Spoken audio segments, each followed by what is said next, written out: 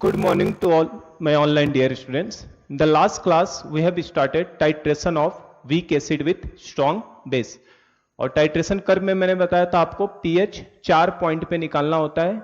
सबसे पहले स्टार्टिंग में, फिर बिफोर इक्विवेलेंस पॉइंट, फिर इक्विवेलेंस पॉइंट और लास्ट में आफ्टर इक्विवेलेंस पॉइंट. तो हम लोग जस्ट लास्ट क्लास का थोड़ा रिवाइज कर लें, 5 मिनट में देखें क्या क्या हमने देखा था. तो कल हमने टाइट्रेशन स्टार्ट किया था बेटा, और उसमें हमने केस फर्स्ट लिया था. पहला केस हमारा कौन सा था? टाइट्रेशन ऑफ, केस 1 हमने देखा था, titration of weak acid with strong base, जिसका टाइट्रेशन करवाते हैं हम लोग. वीक एसिड का क्या करवा रहे हैं? टाइट्रेशन. जिसका टाइट्रेशन करवाते हैं बेटा, उसको मैंने बताया था कहां पे लोगे आप? बीकर में लोगे. और जिससे टाइट्रेशन करवाते हैं उसको कहां पे लेते हैं हम लोग? ब्यूरेट के अंदर. तो स्ट्रॉन्ग बेस से हम करवा रहे हैं, तो स्ट्रॉन्ग बेस कहां पे लेंगे? ब्यूरेट के अंदर. और कल इसका टाइट्रेशन हमने किया था और हमने टाइट्रेशन कर्व भी बनाया था. तो हमने लिया कौन सा था? CH3COOH वीक एसिड लिया था, वर्सेज स्ट्रॉन्ग बेस कौन सा लिया था बेटा? NaOH.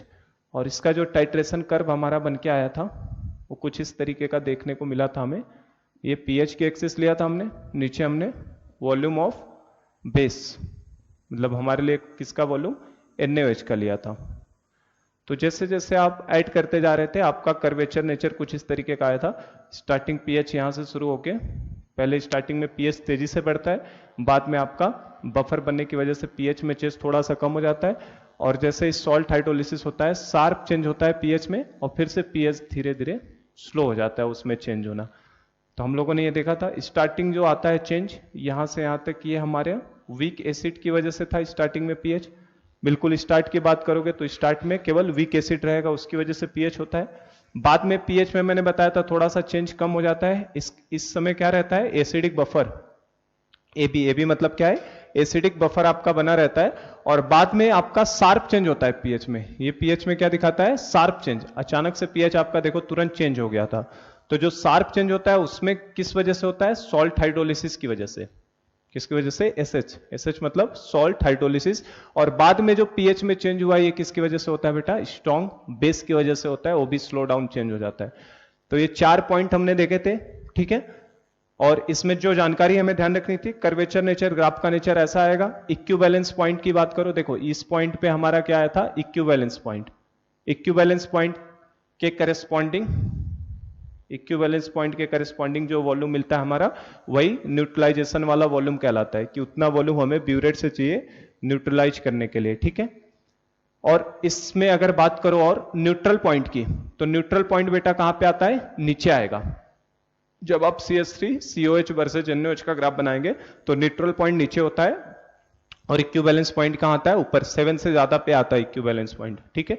तो ये ग्राफ का नेचर को ध्यान रखना है आपको. फाइनली यही ध्यान रखना है. और जो हमें टाइट्रेशन चेक करने के लिए जो इंडिकेटर यूज करना है, वो कौन सा इंडिकेटर यूज करना है हमें?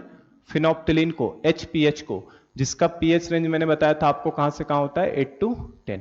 तो ये जानकारी बस हमें इसके बारे में ध्यान रखनी है. तो कल हमने ये कवर कर लिया था. आज भी हम लोग टाइट्रेशन कर्व कुछ देखेंगे. तो अब नेचर मैंने आइडिया दे दिया आपको. अगर आपने बेस को ऐड किया है, बेस को ऐड करोगे बेटा तो pH क्या होगा? लगातार बढ़ेगा, मतलब ग्राफ ऊपर की तरफ जाएगा. और अगर आपने एसिड से टाइट्रेशन करवाया, मतलब एसिड ब्यूरेट से डालोगे, तो आपका pH क्या होगा? कम होगा, और ग्राफ कैसा जाएगा? डाउनवर्ड. तो दो ही तरीके के ग्राफ आएंगे, या तो ग्राफ नीचे से ऊपर जाता हुआ, या फिर ऊपर से नीचे आता हुआ. तो ये चीज का ध्यान रखिएगा. सबसे पहली चीज ये नोट बना के ध्यान रखना कि अगर आपने बेस को ऐड किया, ये इसका जनरल पॉइंट है जो हमें ध्यान रखना है. अगर आपने कभी बेस को ऐड किया है, बेस ऐड कर रहे हैं, तो अगर आप बेस ऐड करोगे बेटा, तो बेस ऐड करने का मतलब क्या होगा? आपका pH जो होगा वो बढ़ेगा. बेस ऐड करने का मतलब क्या होता है? pH बढ़ेगा. और pH बढ़ेगा तो आपका ग्राफ किधर जाएगा? अपवर्ड डायरेक्शन में. ग्राफ कैसा जाएगा? अपवर्ड, ऊपर की तरफ जाएगा, ठीक है. और अगर आपने, पहली चीज ये ध्यान रखना है. और दूसरी चीज, अगर आपने एसिड ऐड किया, अगर आपने ब्यूरेट से एसिड को ऐड किया, तो एसिड ऐड करोगे तो pH आपका बढ़ेगा नहीं, pH क्या होगा? कम होगा. एसिड ऐड करने से pH क्या होगा? कम होगा. और ग्राफ अपवर्ड ना जाके किधर जाएगा? डाउनवर्ड. तो ग्राफ आपका कहां जाने वाला है? नीचे. तो ये दो चीजों को ध्यान में रखिए. तो सारे ग्राफ इसी नेचर के, इसी पैटर्न पे मिलेंगे, बस आपको ये दो चीजें ध्यान रखनी है. तो कल हमने CH3COH वर्सेज NaOH का कर लिया था और इसके बेसिस पे मैंने एक क्वेश्चन भी आपको दिया था कि आप उसे ट्राई करिएगा। तो क्वेश्चन हमारा कुछ इस तरीके का था, ये pH एक्सिस था, ये हमारा वॉल्यूम ऑफ बेस था, ये वॉल्यूम ऑफ बेस की एक्सिस थी और कर्वेचर नेचर जो आया था हमारा, जब बेस के रिस्पेक्ट में आप बनाओगे तो pH पहले बढ़ेगा, फिर थोड़ा बफर की वजह से थोड़ा ऑलमोस्ट कांस्टेंट रहेगा, फिर अचानक से बढ़ता है और फिर थोड़ा pH, इस तरीके का पैटर्न दिखाई देता है। रीजन मैंने लिखवाया था, सडन इंक्रीज क्यों होता है शुरू में, क्योंकि because of free ions available from weak acid की वजह से काफी तेजी से चेंज होता है। बाद में चेंज थोड़ा कम हो जाता है, क्यों? क्योंकि एसिडिक बफर का फॉर्मेशन हो जाता है, बफर फॉर्मेशन से फिर सडन शार्प चेंज आता है पीएच में। रीजन क्या है? सॉल्ट का फॉर्मेशन हो जाना, और बाद में फिर स्लो डाउन इन पीएच हो जाता है क्योंकि स्ट्रॉन्ग बेस से पीएच आता है। तो कल जो क्वेश्चन मैंने दिया था वो कुछ इस तरीके का प्रॉब्लम दिया था आपको मैंने। ये दो अलग अलग एसिड के लिए कर्व था, ये हमारे लिए एसिड HA है, ये हमारे लिए एसिड HB है, और इस तरीके का हमें ग्राफ दिया है और हमारा क्वेश्चन यही था, which is stronger acid, which is stronger acid, which is stronger acid, HA और HB। तो आपको पता करना था HA स्ट्रॉन्गर होगा कि HB स्ट्रॉन्गर होगा। तो इस क्वेश्चन में कैसे आइडिया लेंगे हम लोग? तो इस क्वेश्चन को देखने का तरीका यही है कि आप स्टार्टिंग का पीएच देखो, ये HB का पीएच यहां से स्टार्ट हो रहा है, HA का पीएच यहां से स्टार्ट हो रहा है। स्टार्टिंग में जो पीएच आया होगा बेटा वो किसकी वजह से आया होगा? स्टार्टिंग का पीएच किसकी वजह से आता है? हमने 4 पॉइंट पे पीएच देखा था, हमारे पास 4 पॉइंट कौन कौन से थे? एक स्टार्ट था, ठीक है, थर्ड पे हमारे पास क्या था? इक्विवेलेंस पॉइंट, उसके पीछे क्या था बेटा? बिफोर इक्विवेलेंस पॉइंट, और लास्ट में क्या होता है? After equivalence point. यही 4 पॉइंट पे हमें पीएच देखना होता है। स्टार्ट में मैंने बताया था, स्टार्ट में जो भी चीज बीकर में रखी होगी उसकी वजह से रहेगा। इक्विवेलेंस पॉइंट पे सॉल्ट बन जाएगा तो सॉल्ट की वजह से होगा। आफ्टर इक्विवेलेंस पॉइंट आपका जो भी ब्यूरेट में रखा होगा उसकी वजह से होगा, ब्यूरेट से जो ऐड करोगे आप आखिरी में उसकी वजह से, और बिफोर इक्विवेलेंस पॉइंट आपका बफर की वजह से होगा, ठीक है। यही 4 चीजें हमारा थीम है जो ध्यान रखना है। तो हमसे पूछ रहा है कौन स्ट्रॉन्गर एसिड है, तो किससे डिसाइड करूं मैं? स्टार्टिंग में जो पीएच होगा, ये वाला जो पीएच होगा किसकी वजह से होगा?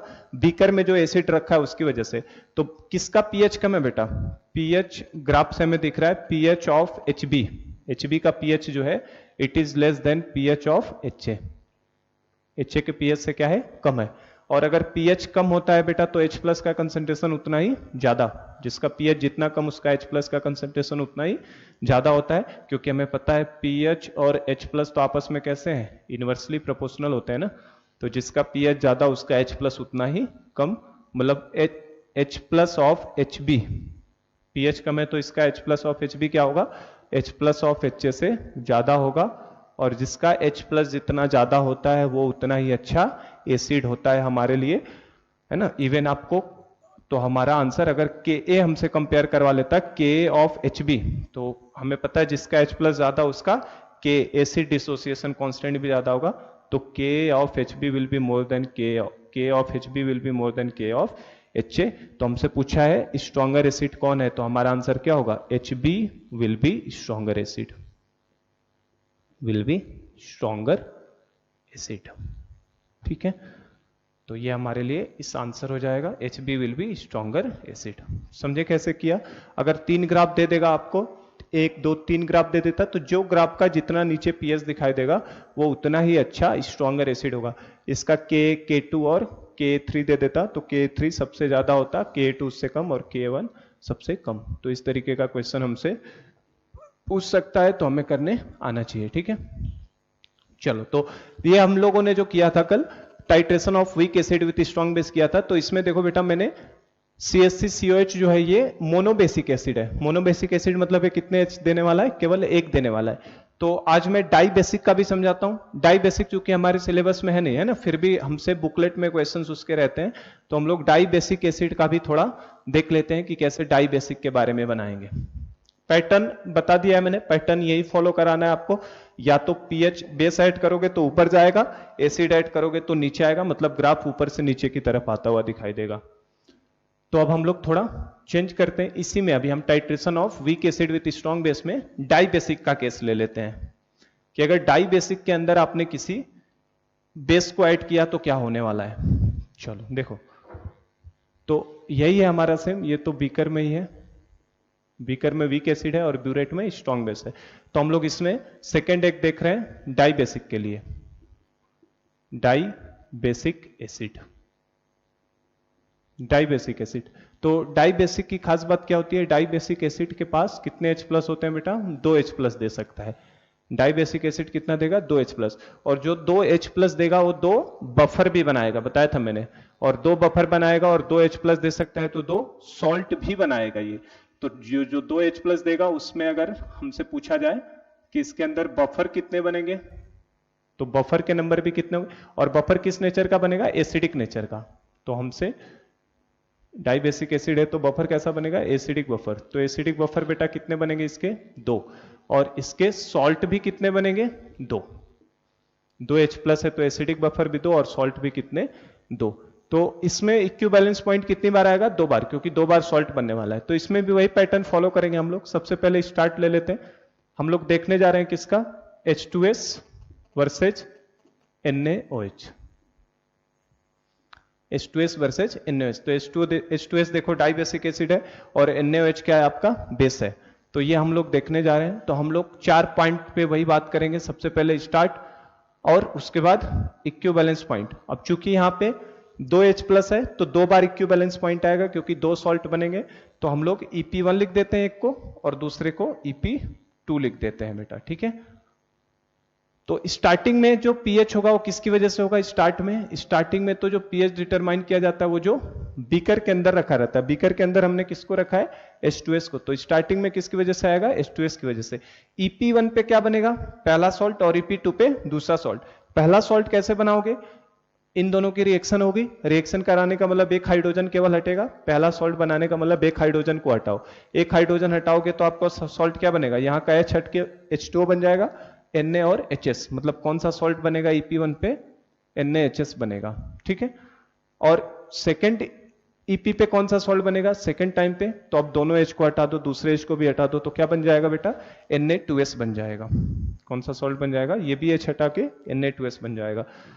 तो जो चीज 4 मैंने पॉइंट बताए थे, start, before EP after EP, वो 4 इसमें थोड़े से बढ़ के 6 पॉइंट हो जाएंगे क्योंकि इसमें EP हमारा 2 बार आने वाला है। इस पे बात करो अगर, तो यहां पे क्या लिखोगे, स्टार्ट और EP1 के बीच में, स्टार्ट और EP1 के बीच में क्या रहेगा, तो स्टार्ट और EP1 के बीच में बेटा एक ड्रॉप भी अगर गिरा होगा बेस का तो सॉल्ट तो बन ही चुका होगा और एसिड भी रहेगा। मतलब स्टार्ट और EP1 के बीच में दोनों चीजें रहेंगी, क्या क्या, H2S प्लस NaHS, ठीक है ना। और अगर EP1 और EP2 के बीच में बात की जाए कि EP1 और EP2 के बीच में क्या रहेगा, तो EP1 और EP2 के बीच में ये दोनों कंपोनेंट रहेंगे आपके, कौन कौन से, NaHS भी रहेगा और प्लस कुछ सॉल्ट में बदल चुका है Na2S भी रहेगा, ठीक है। तो आप देख सकते हैं इसमें शुरू का जो pH आएगा वो किसकी वजह से आने वाला है, वीक एसिड की वजह से। लास्ट का जो pH और आफ्टर EP, एक पॉइंट और आएगा ना, आफ्टर EP2, तो EP2 पे पूछोगे तो आफ्टर EP2 पूरा न्यूट्रलाइजेशन होने के बाद क्या बचा रहेगा, NaOH। तो सेम वही है जो हमने पिछली क्लास में किया था, बस वहां पे केवल एक बार EP आ रहा था, यहाँ पे EP 2 बार आ रहा है क्योंकि ये डाई बेसिक है। ट्राई बेसिक लेंगे तो EP 3 बार आएगा क्योंकि वो 3 सॉल्ट बना सकता है, 3 एसिडिक बफर बना सकता है। तो शुरू में वीक एसिड से आएगा, ये देखो ये आपका क्या है, ये एसिड है, वीक एसिड, और ये उसका सॉल्ट है, मतलब ये हमारा एसिडिक बफर 1 है, ये भी लिख देता हूं, एसिडिक बफर 1। ये देखो सॉल्ट बना है तो ये आपका सॉल्ट हाइड्रोलिसिस 1 होगा, ठीक है, पहला सॉल्ट है। ये देखो NaHS और Na2S क्या है आपका, ये भी हमारा बफर ही है, ये एसिड है और ये उसका सॉल्ट है, तो ये एसिडिक बफर 2 है। ये देखो Na2S क्या हो जाएगा, सॉल्ट हाइड्रोलिसिस 2 हो जाएगा। और यहां लास्ट में आप देखो तो लास्ट में आपके पास क्या बचा है, स्ट्रॉन्ग बेस बचा है। तो जो बेटा वहां पे पैटर्न था वही सेम हो रहा है, बस फर्क ये है कि यहाँ पे पॉइंट्स हमारे थोड़े से बढ़ जाते हैं। और रीजन क्या है उसका, क्योंकि ये डाई बेसिक है और डाई बेसिक 2 सॉल्ट बनाएगा 2 डिफरेंट तरीके का। तो पहला सॉल्ट इन दोनों के रिएक्शन से NaHS बनेगा, दूसरे टाइप का सॉल्ट Na2S बनेगा, ठीक है। और सॉल्ट और स्टार्ट के बीच में बफर, और इन दोनों के बीच में भी क्या बनने वाला है, इन दोनों पॉइंट के बीच में भी बफर बनने वाला है। तो अगर इसको ग्राफिकली रिप्रेजेंट करना हो कि ग्राफ से कैसे दिखाएंगे, तो ग्राफिकली कैसे रिप्रेजेंट करोगे, ये आपका pH एक्सिस होगा, ठीक है, और ये आपका वॉल्यूम ऑफ बेस, और हमने बेस कौन सा लिया है, NaOH लिया है। तो इसको ग्राफिकली रिप्रेजेंट करना होगा तो पैटर्न वही जाएगा, बस फर्क क्या होगा, एसिटिक बफर 2 बार आएगा, सॉल्ट हाइड्रोलिसिस 2 बार आएगा। तो ग्राफ का नेचर इसका स्टार्टिंग में बेटा तेजी से आएगा, फिर क्या होगा, बफर की वजह से थोड़ा सा चेंज स्लो हो जाएगा, फिर आपका सडन सॉल्ट हाइड्रोलिसिस 1 होगा, फिर आपका बफर आएगा, फिर सॉल्ट हाइड्रोलिसिस, और फिर बेस की वजह से। तो बस ये सीढ़ी वाला पैटर्न इस तरीके का बन जाएगा। देखो स्टार्टिंग में किसकी वजह से होगा, पीएच, वीक एसिड की वजह से। ये वाला किसकी वजह से है, एसिडिक बफर 1। कौन सा है, एसिडिक बफर 1। उसके बाद वाला जो आएगा ये किसकी वजह से है, सॉल्ट हाइड्रोलिसिस 1। इसके बाद फिर से जो आया है वो किसकी वजह से है, ये थोड़ा ज्यादा ऊपर कर दिया मैंने, इसको थोड़ा नीचे करते हैं क्योंकि पीएच में ज्यादा चेंज नहीं दिखाई देता। ये हमारे लिए कौन सा हो जाएगा, एसिडिक बफर 2। और ये वाला ऊपर वाला किसकी वजह से आया है, सॉल्ट हाइड्रोलिसिस 2। और लास्ट में सबसे किसकी वजह से आएगा, स्ट्रॉन्ग बेस। ठीक है, तो इसका ग्राफ इस तरीके से बस बन जाएगा सीढ़ी की तरह से।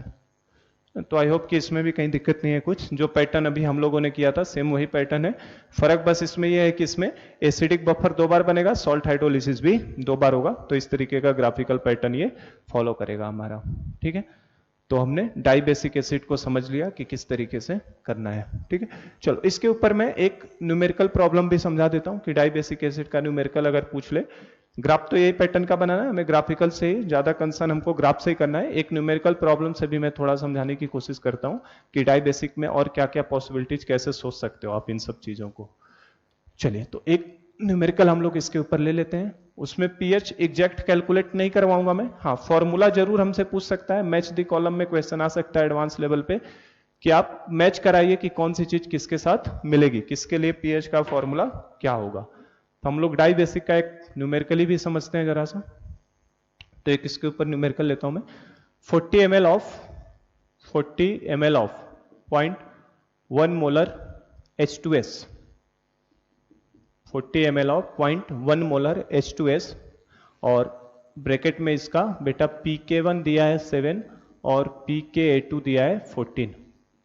हमें पता है Ka1 कितना होता है 10⁻⁷, Ka2 कितना 10⁻14। तो 40 ml of 0.1 molar H2S solution is titrated with 0.08 molar NaOH solution. ठीक है, तो H2S को आप टाइट्रेट करवा रहे हो किससे, NaOH सॉल्यूशन के साथ। तो हमारा क्वेश्चन ये बोल रहा है calculate pH of solution after addition of, calculate pH of solution after addition of 40 ml, 50 ml, 80 ml, 100 ml and 120 ml। ठीक है, तो इन पॉइंट्स पे हमें पीएच को कैलकुलेट करना है ना। ये मैं पहले ही बता रहा हूं, ये सिलेबस में नहीं, ऐसा न्यूमेरिकल मिलेगा नहीं हमको एग्जाम में कभी, लेकिन बुकलेट में जरूर हमारे दिया हुआ है क्योंकि बुकलेट में हर तरीके के क्वेश्चंस दिए हैं। तो आप H2S जो आपका डाई बेसिक एसिड है इसको टाइट्रेट करवा रहे हो NaOH के साथ, pK1 और pK2 सब दिया हुआ है, हमसे पूछ रहा है कि बताइए। तो मैंने कल तरीका सिखाया था, सबसे पहले आप क्या निकाला करो, इक्विवेलेंस पॉइंट को निकाला करो बेटा। अब चूंकि ये डाई बेसिक एसिड है तो इसका इक्विवेलेंस पॉइंट भी कितने होंगे, 2 होंगे। तो सबसे पहले आप इक्विवेलेंस पॉइंट 1 निकालो। तो एट इक्विवेलेंस पॉइंट 1 EP1, तो अगर आप EP1 की बात करोगे तो EP1 पे बेटा कौन सा सॉल्ट आपको दिखाई देगा, EP1 पे कौन सा सॉल्ट बनेगा, NaHS बनेगा आपका। इक्विवेलेंट पॉइंट पे कौन सा सॉल्ट बनेगा, NaHS। तो EP1 पे निकाल लो पहले कि कितना वॉल्यूम लगेगा किसका, NaOH का। तो निकालने का तरीका कल मैंने बताया था, क्या करना होता है, normality into volume, N1V1 is equal to N2V2। ये फॉर्मूला हमने पढ़ा है ना, इक्विवेलेंस बराबर करने का फॉर्मूला क्या है, N1V1 बराबर N2V2। तो लगा देते हैं, N1 कितना हो जाएगा H2S के लिए, molarity into N factor. Molarity कितना है बेटा 0.1 इंटू एन फैक्टर कितना लोगे 1। एन फैक्टर 2 नहीं लोगे क्योंकि H2S अभी पहला हम लोग EP1 देखने जा रहे हैं, मतलब NaHS सॉल्ट बनाएगा तो ये कितना H देने वाला है, केवल 1 H देगा। तो इसका एन फैक्टर कितना लिया जाएगा, अभी 1 लिया जाएगा। इसका एन फैक्टर कितना लिया मैंने, 1 लिया है, 2 नहीं लिया है क्योंकि वो NaHS बन रहा है EP1 है। ठीक है, तो molarity into N factor into volume कितना दिया इसका बेटा 40 ml। ठीक है, इज इक्वल टू नॉर्मल इसका NaOH का ले लो, तो NaOH की मोलरिटी कितनी 0.08 इंटू एन फैक्टर, इसका तो हमेशा 1 होगा, NaOH का एन फैक्टर कितना आएगा, एक ही OH दे सकता है, 1 हो जाएगा, 0.08 into 1 into volume of NaOH। तो यहां से देखो आप वॉल्यूम ऑफ NaOH आपका कितना आ रहा है, volume of NaOH will be 50 आएगा, ये आपका वॉल्यूम कितना आ जाएगा 50। ये देखो ये 40 का 4 हो जाएगा और 4 डिवाइडेड बाई 0.08 करोगे तो कितना आ जाएगा 50। तो EP1 के करेस्पॉन्डिंग वॉल्यूम कितना आ गया 50। तो एट EP2 की बात करूं अगर मैं,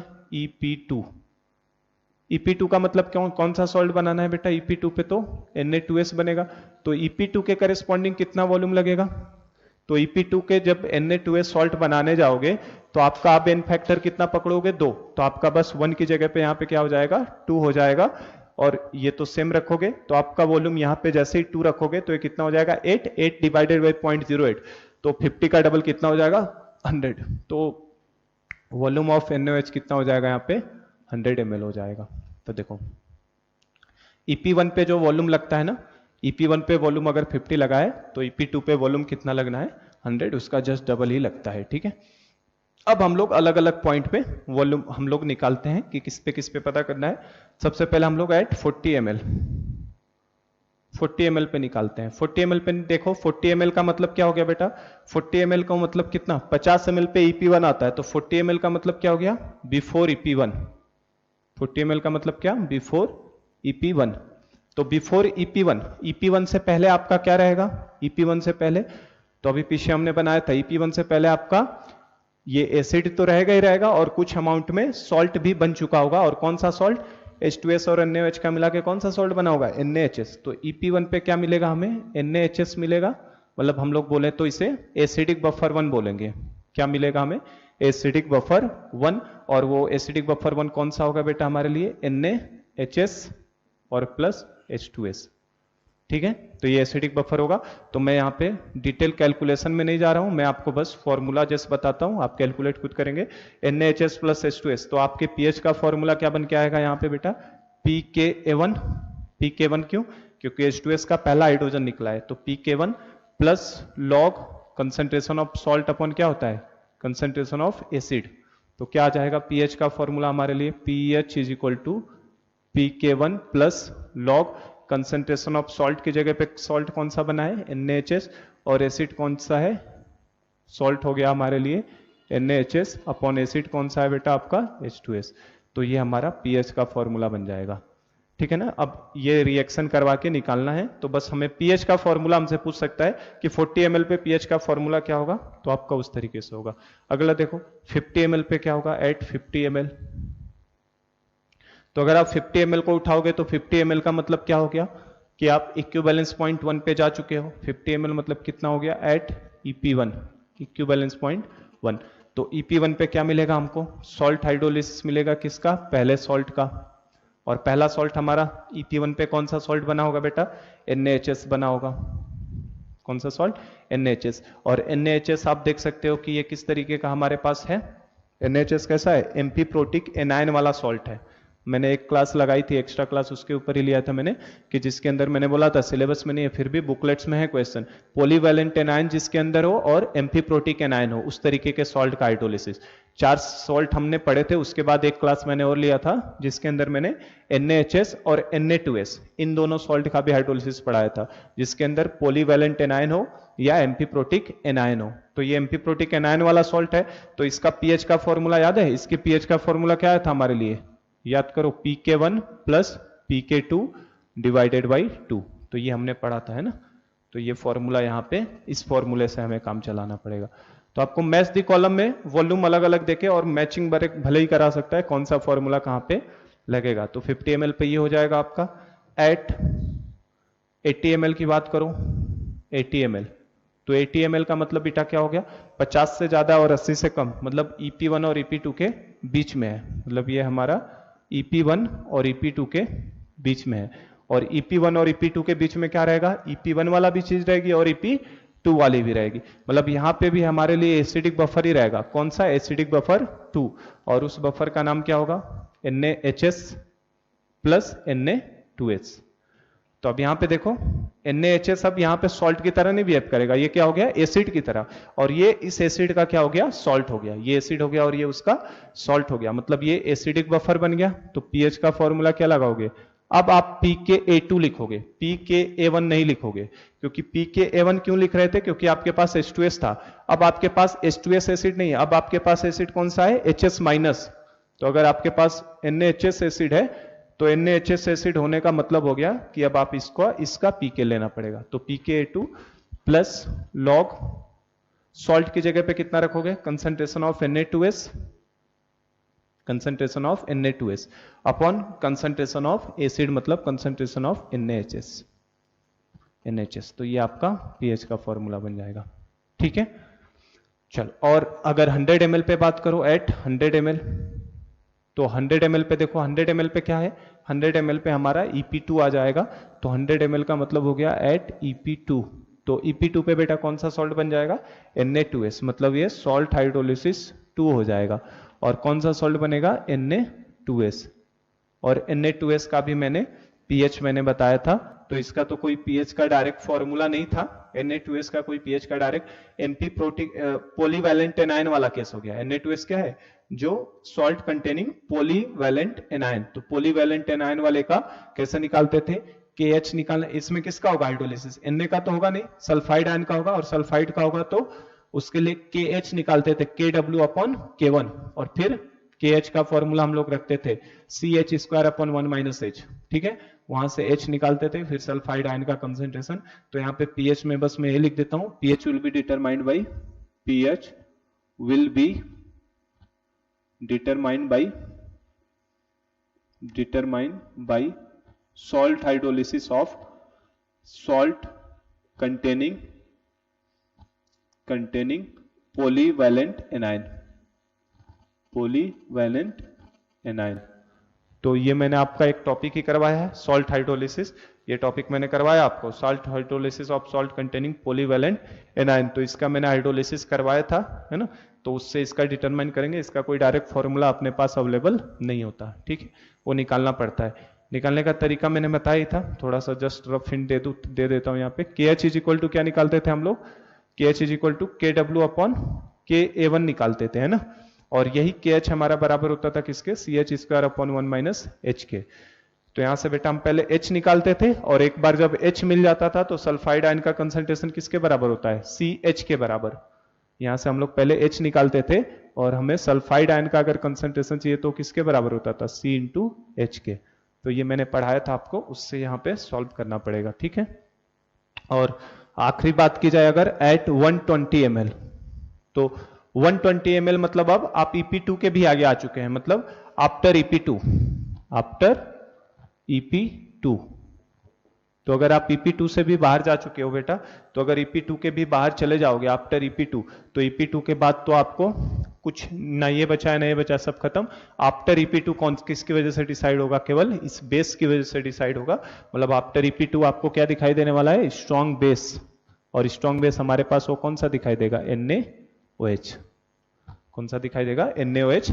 और NaOH का pH निकालने का तरीका क्या रहेगा बेटा, इसके लिए क्या करोगे NaOH का, तो उसके लिए जो मैंने तरीका सिखाया आपको, क्या निकालना पड़ेगा, पहले pH निकालने के लिए आपको Kb/C का रेशियो निकालो, ये पता करो, और फिर उस हिसाब से OH माइनस का कंसंट्रेशन क्या हो जाएगा, अंडर रूट में Kb इंटू C। NaOH का मैं आपको Kb दे देता हूं, यहाँ पे Kb भी गिवन रहेगा, Kb इज इक्वल टू 10⁻⁵, ठीक है। तो ये OH अंडर रूट में Kb इंटू C, इसलिए कंसंट्रेशन ऑफ H प्लस किसके बराबर हो जाएगा बेटा, KW अपॉन अंडर रूट में Kb इंटू C। तो यहां से आप कैलकुलेट करोगे pH की वैल्यू को, ठीक है। तो ये इस तरीके का, ये क्वेश्चन इस तरीके से कभी हमसे एग्जाम में पूछेगा नहीं, क्योंकि काफी लंबा प्रॉब्लम होता है। हाँ, जरूर मैच द कॉलम में आपको फॉर्मूला मैच करवा सकता है कि किस वॉल्यूम के करस्पॉन्डिंग कौन सा फॉर्मूला आपका आएगा। तो मैंने डिटेल एक्सप्लेनेशन दे दिया उसका, किस तरीके से आपको करना है, ठीक है। चलो, तो हमने डाई बेसिक भी समझ लिया है, ठीक है। मैं पहले वाले में खूब स्ट्रेस देके समझाता हूं, केस 1 को, है ना, बाकी केस तो सीधे ग्राफ देके हमें समझना है। चलो, इसके बाद हम लोग अगर ट्राई बेसिक की बात करें, ट्राई बेसिक को भी ले लेते हैं हम लोग, एक ट्राई बेसिक का भी ग्राफ बना लेते हैं। कि ट्राई बेसिक के लिए अगर ग्राफ पूछे तो किस तरीके से बनाना है।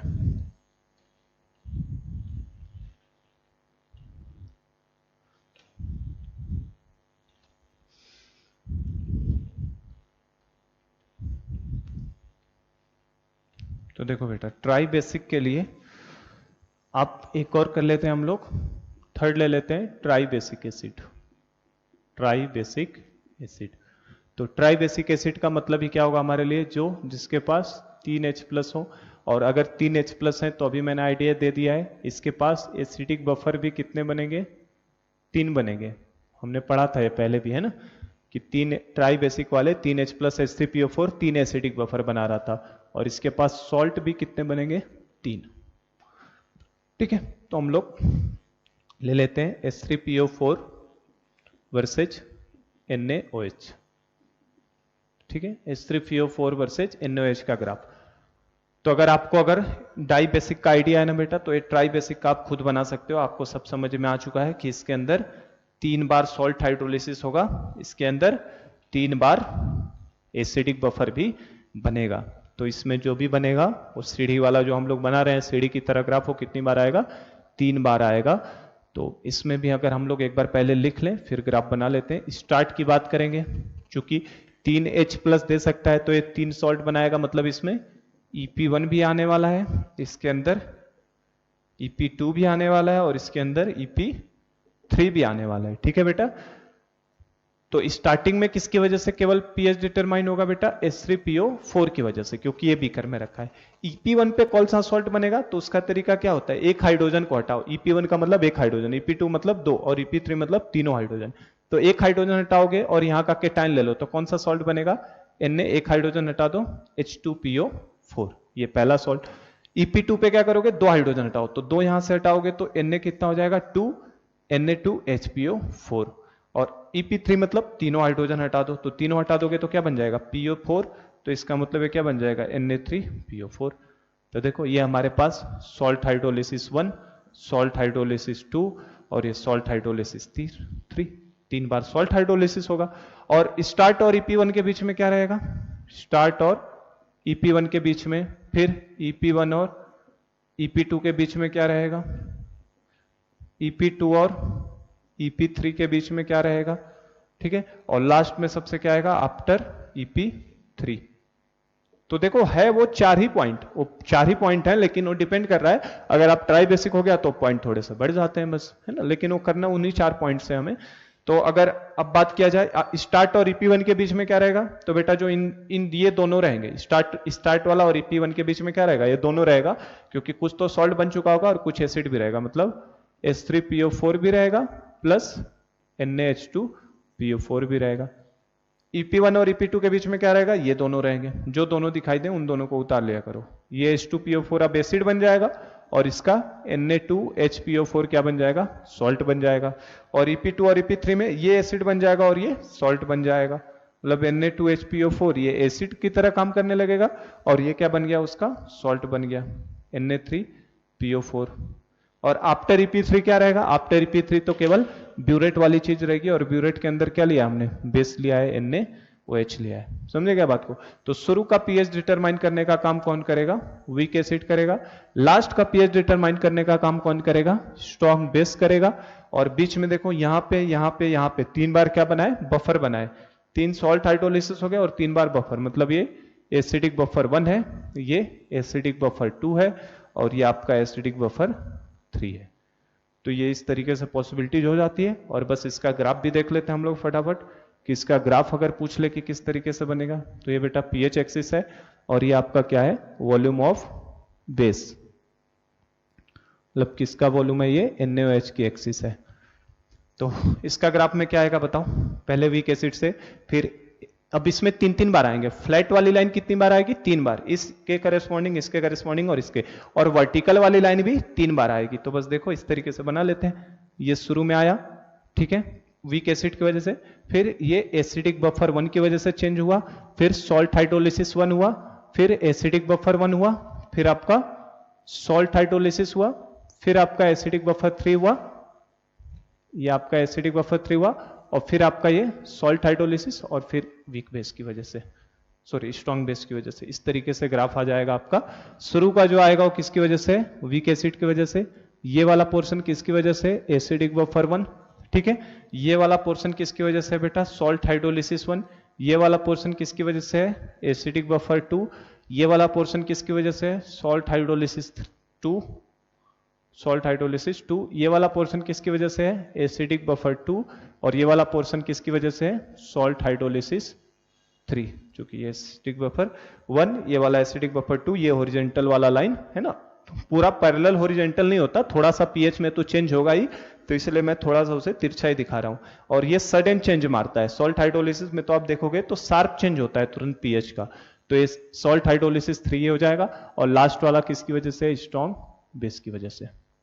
तो बस इस तरीके से ग्राफ बन जाएगा इसका, H3PO4 वर्सेज NaOH का, ठीक है।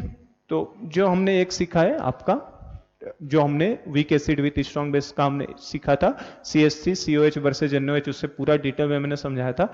सेम वही पैटर्न फॉलो करता हुआ मैंने इसका ग्राफ भी आपको बनाया है। इस तरीके से कुछ ग्राफ इसका हमें दिखाई देगा, ठीक है बेटा। चलो, तो ये हम लोग टाइट्रेशन केस 1 हमने कंप्लीट कर लिया। केस 1 हमारा क्या था, titration of weak acid with strong base. उसमें तीनों पॉसिबिलिटीज मैंने दिखा दिया, क्योंकि हमारे सिलेबस में केवल पहला है CH3COH वर्सेज NaOH, है ना। लेकिन मैंने डाई बेसिक का भी ग्राफ बनाया था और मैंने ट्राई बेसिक को भी समझा दिया और ग्राफ बना लिया है। चलिए, ट्राई बेसिक पे भी क्वेश्चन उसी तरीके से बन सकता है, तो काफी ज्यादा वो लेंदी होगा, तो उसे मैं नहीं ले रहा हूं इसके ऊपर प्रॉब्लम बना के। सेम प्रॉब्लम वैसे ही बनेगा जैसे अभी डाई बेसिक का हमने किया था। तो अब हम लोग केस नंबर 2 में आते हैं अपना। तो अब केस 2, केस 3, केस 4 ये सब तुरंत हो जाएंगे, क्योंकि अब इनमें कुछ है नहीं। आइडिया एक बार लग गया आपको क्या होना है, किस तरीके से होना है। चलो देखो, हम लोग लेते हैं बेटा केस 2 लेते हैं। अब यहां पे मैं डालता हूं अब आपका केस नंबर 2 आएगा। और सेकेंड केस क्या है आपका, बस यहां पे मैं चेंज कर रहा हूं, टाइट्रेशन ऑफ, चेंज कर देते हैं, उल्टा कर देते हैं बस। अब इसमें हम लोग क्या करने वाले हैं, titration of weak base with strong acid, बस उल्टा कर दिया मैंने, है ना। पिछली बार में वीक एसिड को स्ट्रॉन्ग बेस से हमने टाइट्रेट करवाया था। अब मैंने वीक बेस को बीकर में ले लिया और स्ट्रॉन्ग एसिड को मैंने कहां से ले लिया है, ब्यूरेट के अंदर। तो इसका टाइट्रेशन देखो, ये भी हटा देता हूं, हो गया होगा ये, देखो। तो इसके टाइट्रेशन में क्या है, इसके टाइट्रेशन के लिए हमें वीक बेस में जो सबसे अच्छा वीक बेस हम लोग लेते हैं बेटा, वो कौन सा लेते हैं, NH4OH। सबसे अच्छा वीक बेस कौन सा लेते हैं, NH4OH। NH4OH वर्सेज, और स्ट्रॉन्ग एसिड में हम लोग कौन सा लेके चल रहे हैं अभी तक, HCl। मतलब अब किसका ग्राफ देखने वाले हम लोग, NH4 वर्सेज HCl का ग्राफ देखेंगे। अब आपका जो बीकर रखा था यहाँ पे, ये जो बीकर था, अब इस बीकर के अंदर आपका क्या पड़ा हुआ है हमारे पास, NH4OH पड़ा हुआ है। बीकर के अंदर क्या है आपका, NH4OH है। और जो ऊपर से ब्यूरेट से आ रहा था, ब्यूरेट से इस ब्यूरेट में क्या भरा है आपका, इस बार HCl। तो हम लोग वीक बेस का टाइट्रेशन करवा रहे हैं किसके साथ, स्ट्रॉन्ग एसिड के साथ। ये आपका वीक बेस है ब्यूरेट बीकर में, और ये आपका स्ट्रॉन्ग एसिड है। तो ये टाइट्रेशन ऑफ वीक बेसिड है, वीक बेस है किसके साथ, स्ट्रॉन्ग एसिड। तो बेटा अगर हम लोग वीक बेस को स्ट्रॉन्ग एसिड के साथ टाइट्रेशन करवाओगे, तो अगर आपने एसिड को ऐड करना शुरू किया है, एसिड को ऊपर से ऐड करोगे, तो एसिड ऐड करने से पीएच आपका क्या होगा, लगातार कम होगा। तो इसके टाइट्रेशन में हमें पता है कि पीएच क्या होने वाला है, कम होने वाला है। पीएच लगातार क्या होने वाला है, कम। और पीएच अगर आपका लगातार कम होगा बेटा, तो ग्राफ किस तरीके से जाएगा, ऊपर जाएगा कि नीचे जाएगा, तो ये ग्राफ हमारा डाउनवर्ड रहेगा। ये ग्राफ हमारा कैसा बनने वाला है, डाउनवर्ड डायरेक्शन में, क्योंकि अभी तक ग्राफ हमारा ऊपर जाते हुए देखे थे। लेकिन अब इसमें क्या होगा, क्योंकि एसिड ऐड कर रहे हो, एसिड ऐड करोगे तो पीएच आपका कम होगा, और पीएच कम होगा तो ग्राफ कैसे जाएगा, डाउनवर्ड। तो अब इसमें भी देखो, वही 4 पॉइंट की बात करें, स्टार्ट, पहले स्टार्ट, फिर ईपी, ठीक है। ईपी के पीछे क्या आएगा बेटा, बिफोर ईपी, और ईपी के बाद क्या आएगा, आफ्टर ईपी। यही जो 4 पॉइंट है, उन्हीं 4 पॉइंट्स के बारे में बात करते हैं। स्टार्टिंग में पीएच किसकी वजह से होगा, NH4OH की वजह से होगा। स्टार्टिंग में जो पीएच होगा उसकी किसकी वजह से होगा, जो चीज बीकर में होती है, और बीकर में क्या रखा है बेटा, NH4OH। और आफ्टर ईपी लास्ट में किसकी वजह से होता है, जो चीज ब्यूरेट में रखी होती है, मतलब किसकी वजह से, HCl की वजह से। और ईपी पे किसकी वजह से होता है, इक्विवेलेंस पॉइंट पे इन दोनों का सॉल्ट बनने की वजह से। तो इन दोनों का सॉल्ट कौन सा बनेगा बेटा, NH4OH और HCl रिएक्ट करेगा तो कौन सा सॉल्ट बनाएगा, NH4 Cl, इसका OH गया, इसका H, तो क्या बनेगा NH4Cl। और EP से पहले क्या होगा, EP से पहले कुछ अमाउंट, जैसे ही एसिड का इस HCl का कुछ अमाउंट गिरेगा तो तुरंत कौन सा सॉल्ट बन जाएगा, NH4Cl। इक्विवेलेंस पॉइंट से पहले कुछ क्या बन जाएगा, NH4Cl, और NH4OH खुद भी मौजूद रहेगा, मतलब बिफोर EP क्या रहेंगे, इन दोनों का मिक्सचर रहेगा, मतलब हमारे पास NH4OH भी रहेगा और प्लस NH4Cl भी रहेगा। तो देखो स्टार्टिंग में जो पीएच डिटरमाइन होगा वो किसकी वजह से होगा बेटा, वीक बेस की वजह से। बिफोर ईपी जो पीएच डिटरमाइन होगा वो NH4OH और NaCl, ये किसका मिक्सचर है, बेसिक बफर का, क्योंकि ये वीक बेस और उसका सॉल्ट। तो इसका जो पीएच डिटरमाइन होगा किसकी वजह से, बेसिक बफर की वजह से, ठीक है। NH4Cl का पीएच मतलब किसकी वजह से, सॉल्ट हाइड्रोलिसिस की वजह से, और HCl का पीएच मतलब किसकी वजह से, स्ट्रॉन्ग एसिड की वजह से। तो क्या इसका ग्राफ हम लोग तुरंत बना सकते हैं, अब इसका ग्राफ हम लोग तुरंत बना सकते हैं। इसका ग्राफ कैसा आएगा बेटा, वीक बेस का पीएच ज्यादा होता है, मतलब ग्राफ अब ऊपर से, और नीचे क्या है देखो स्ट्रॉन्ग एसिड, मतलब ग्राफ अब ऊपर से किधर आएगा, नीचे की तरफ, ठीक है ना। तो ग्राफ ऊपर से नीचे आएगा, ये हमारा पीएच एक्सिस है, और नीचे आपका क्या है, इस बार वॉल्यूम ऑफ बेस नहीं, इस बार क्या है, वॉल्यूम ऑफ एसिड है, और एसिड कौन सा लिया हमने, HCl। तो आप अगर एसिड को ऐड कर रहे हो, एसिड को ऐड करते जाओगे तो पीएच का ग्राफ नीचे आता है, और अगर यहाँ बेस का वॉल्यूम होता तो ग्राफ ऊपर जा रहा था। और ग्राफ का पैटर्न सेम वही रहेगा, यहां से मान लो ग्राफ शुरू होगा तो पहले पीएच गिरेगा, पहले पीएच तेजी से गिरेगा क्योंकि वीक बेस की वजह से, बाद में बफर बनेगा तो पीएच में चेंज थोड़ा सा क्या हो जाएगा, ऑलमोस्ट कांस्टेंट हो जाएगा, चेंज तो होगा लेकिन ऑलमोस्ट कांस्टेंट रहेगा। फिर सॉल्ट हाइड्रोलिसिस बनेगा तो सडन पीएच में ड्रॉप दिखाई देगा हमें, ठीक है, और बाद में फिर स्ट्रॉन्ग एसिड की वजह से पीएच में ड्रॉप थोड़ा सा कम हो जाएगा।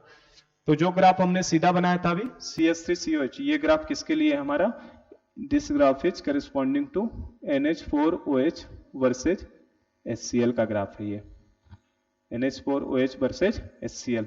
तो एसिड के साथ अगर ग्राफ बनाओगे तो एसिड का ग्राफ आपका कंटिन्यूअस नीचे की तरफ आएगा, अगर बेस साइड कर रहे होते तो ग्राफ कहां जाता, नीचे से ऊपर की तरफ। तो आप यहां से देखो जरा सा बेटा, तो ये देखो यहां पे किसकी वजह से, वीक बेस की वजह से है, यहां से यहां तक किस वजह से है, हमारा बेसिक बफर, बीबी लिख देता हूं, ठीक है ना, बेसिक बफर की वजह से है।